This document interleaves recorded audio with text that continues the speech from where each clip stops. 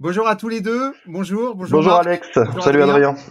Ça fait vraiment plaisir de te recevoir ici, Marc, suite à l'accompagnement, bien évidemment. On voulait avoir ton ressenti par rapport à cet accompagnement.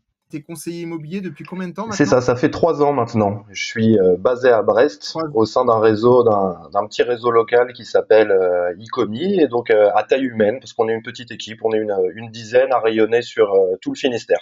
Ok, top.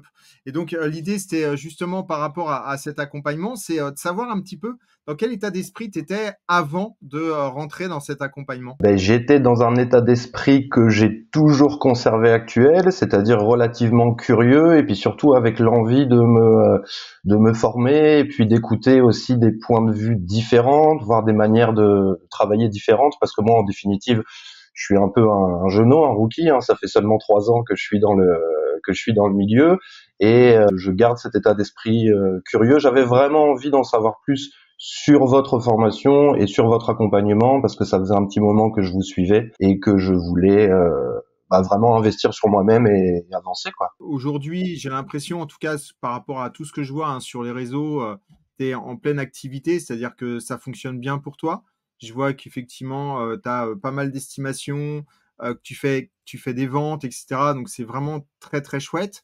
Est-ce que avant de faire cet accompagnement, tu étais dans cette même activité ou le fait de faire cet accompagnement t'a permis, en fait, justement, d'avoir un peu plus de Bah contact? écoute, je dirais un peu des deux parce que avant de commencer l'accompagnement avec vous, j'étais déjà dans cette dynamique, comment dire, assez positive d'avoir quand même pas mal de rendez-vous, d'estimations, de ventes à suivre. Mais en réalité, pour tout ce qui était au niveau de la communication et autres, ça c'est vrai, je m'en suis vraiment rendu compte en travaillant avec vous que j'étais totalement désorganisé en fait et que je me laissais porter par le flux, par les activités du moment. Donc il y avait des moments où j'étais très présent sur les réseaux parce que je sentais que j'étais dans une bonne dynamique et que j'avais des choses à dire. Et puis d'autres où quand l'activité était un peu plus calme, où là j'avais tendance justement à prendre un peu de recul et être moins présent. Et je me suis rendu compte que voilà, au cours de l'accompagnement, il y avait une réelle rigueur, discipline à tenir justement pour donner cette impression de dynamisme, de mouvement et puis en même temps essayer de faire quelque chose de sympa et qui ressemble pas forcément à ce que font les autres actuellement quoi. J'en souviens, Marc, on s'était eu au Oui. téléphone et tu m'as dit cette phrase, tu m'as dit, voilà, je fais des ventes, etc. Et tu m'as dit, moi, j'ai besoin de savoir que c'est pas, entre guillemets, la chance du débutant. Tu m'as dit, j'ai besoin de sécuriser ça. Quels étaient les autres challenges que tu voulais accomplir en rejoignant l'accompagnement? Alors les autres challenges, c'était principalement, on va dire, en termes organisationnels, c'est-à-dire vraiment prendre le temps de se poser, de réfléchir, de voir quelles sont les tâches les plus importantes, quelles sont les tâches critiques, et puis essayer d'avoir une vue sur du plus long terme en fait, ne pas être prisonnier de l'instant et des actions présentes, si ce n'est que voilà, d'avoir une organisation et une vision sur du plus long terme quoi. Ça, c'était vraiment un élément important pour moi. C'est vrai qu'après 3 ans dans l'immobilier, je me disais qu'il était enfin temps réellement d'investir sur moi, commencer à faire des formations, essayer de passer l'étape supérieure et pas être seulement, alors chose qui est bien, mais pas être seulement à lire des bouquins, écouter des podcasts et avoir quelque chose peut-être qui est un peu plus impersonnel. Là, je voulais vraiment avancer dans ce sens-là, me sécuriser aussi dans mon activité, ouvrir de nouvelles portes et de nouvelles façons de travailler quoi, principalement. Comment tu qualifierais, toi, l'accompagnement que tu as Ah vécu? ben je dirais alors de 2 points déjà ultra personnalisé, c'est-à-dire que ça c'est génial parce que on peut vraiment parler de toutes les problématiques qu'on a actuellement parce que c'est pareil quand on se forme à distance indirectement à travers de podcasts et autres, on n'est pas forcément concerné par la situation exacte, donc il y a toujours des enseignements à prendre, mais c'est pas suffisant. Donc je dirais ça un accompagnement vraiment ultra personnalisé.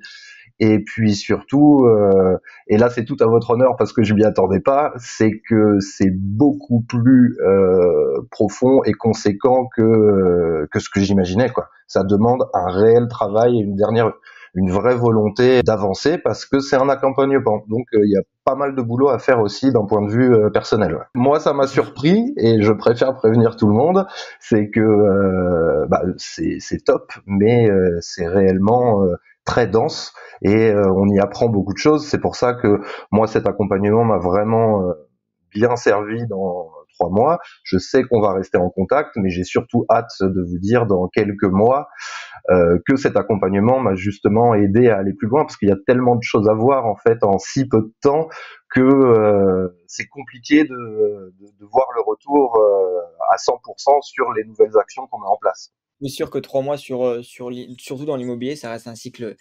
assez court. C'est important ce que tu dis. C'est vrai que c'est important aussi de le préciser. L'accompagnement est assez dense, mais en fait, on en parle souvent avec Alex. Nous, on aime bien accompagner des entrepreneurs. Et donc, vous êtes conseiller immobilier, mais vous êtes aussi entrepreneur. Et en fait, quand on veut vraiment entreprendre et faire grandir son entreprise, il faut savoir aussi mettre l'investissement Bien nécessaire. sûr. Et ça, c'est hyper. C'est pour ça que sur ces 3 mois, c'est vraiment intensif. Si je reviens sur l'organisation, est-ce que tu dirais du coup aujourd'hui, après ces 3 mois, que tu as eu l'organisation que tu rêvais d'avoir? Oui, je pense qu'on s'y rapproche. C'est-à-dire que j'arrive réellement à voir quels sont les objectifs qu'il faut que je mette en place, que ce soit de manière trimestrielle, parce que mensuel, ça me paraît un peu court pour avoir un retour.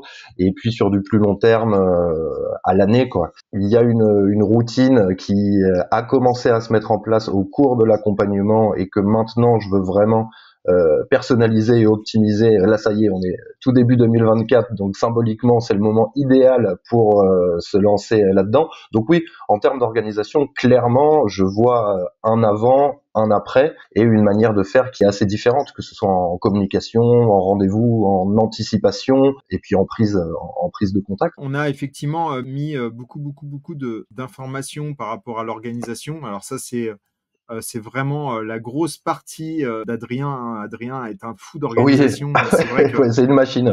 lorsqu'il démarre, lorsqu'il démarre dans l'orga, il s'arrête plus. Et c'est vraiment génial parce que la plupart du temps, la première chose qu'on nous demande, c'est j'ai un problème d'organisation, quoi. Donc c'est vrai que entre le mindset et l'organisation, je crois que c'est une grosse partie de l'accompagnement. Bien évidemment, ça va bien au-delà de ça parce qu'il y a toute la partie technique, prospection, les types de prospection. Chaque type de Bien sûr. prospection est vraiment traité de façon minutieuse. Ce qui est intéressant, c'est te dire que tu es rentré pour l'organisation, qu'aujourd'hui, tu as l'impression que tu as effectivement mis en place ce qu'il faut et que ça va continuer à être mis en Mhm. place. Est-ce que la partie confiance en soi et en toi était importante en Alors fait? elle est forcément importante, mais c'est vrai que j'avais fait un tel travail en tout début d'activité par rapport à ça, et c'est vrai que même avant de commencer l'accompagnement à vos côtés, je suivais très régulièrement ton podcast Secret de Pige, et je m'en inspirais pas mal en termes de confiance en soi. Donc c'est vrai que ça a été une bonne piqûre de rappel, on va dire, sur la confiance, oser, et puis se dire qu'on est légitime en fait de faire cette activité et de vouloir s'y épanouir. Donc ça a été un point très important. C'était pas le point principal que je venais chercher, très sincèrement, en Ok. commençant la formation, mais ça a été voilà une excellente piqûre de rappel. Et j'imagine que pour des personnes dont la première motivation serait de vous suivre et de travailler avec vous, notamment sur le mindset et tout ça, la formation est également idéal pour ça. Ouais. C'est vrai qu'il y a un gros travail avant d'entrer dans le vif du sujet par rapport à ça, et qui est super intéressant, et puis de toute façon qui fait jamais de mal à réentendre et à retravailler, ça c'est sûr. Et concernant ta prospection, qu'est-ce que ça a changé, toi, dans ta prospection après ces 3 mois? En termes d'approche, en termes de méthodologie ou autre? En termes d'approche, alors en termes de méthodologie et d'organisation, c'est déjà dans un premier temps réfléchir. Il y a 2 points qui sont importants et qu'on a vu ensemble. C'est déjà réfléchir aux actions qu'on met en place actuellement avant la formation, et puis ensuite se poser. Voilà, réfléchir aux résultats qu'on a obtenus par tel type d'action de prospection, et ensuite le passage à l'action en accord avec sa personnalité, c'est-à-dire qu'il y a des personnes qui ont aucun problème à prospecter au téléphone, d'autres qui se sentent mieux, plus efficaces en porte-à-porte ou autre. Donc voilà, au lieu de se dire je fais un peu de tout, je fais un peu moins mais je fais mieux. Ouais. Et ça c'est super Ouais. important. C'est vrai que c'est très important parce que la plupart du temps, les conseillers se perdent dans ce qu'ils font. On veut trop en faire et du coup, derrière, finalement, quand on fait trop de choses, on fait rien.